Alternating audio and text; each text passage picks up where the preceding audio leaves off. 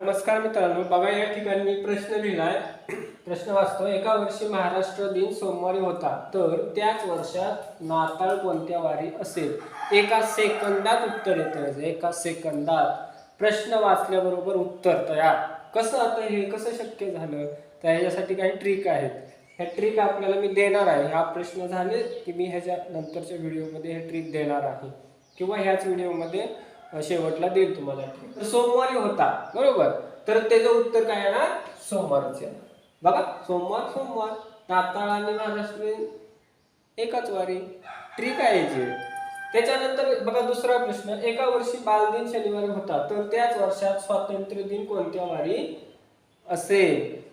बघा, बालदिन शनिवारी होता, उत्तर येतं एका सेकंदात. उत्तर काय? शनिवार. बघा, एकाच वारी आला, स्वातंत्र्य दिन बालदिन. ठीक आहे याची.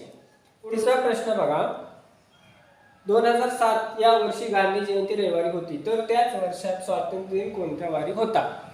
ह्याचं उत्तर पण अगदी एका सेकंदातच येतं. ह्याची पण एक ट्रिक आहे. गांधी जयंती कधी होती? रविवारी.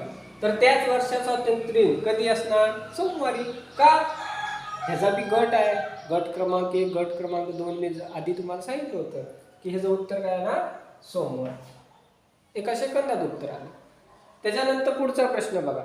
2025 या वर्षी शिक्षक दिन बुधवारी असेल, तर त्याच वर्षात कामगार दिन कोणत्या वारी असेल?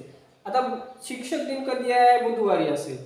आणि मग कामगार दिन कधी असेल? एका सेकंदात उत्तर येतं.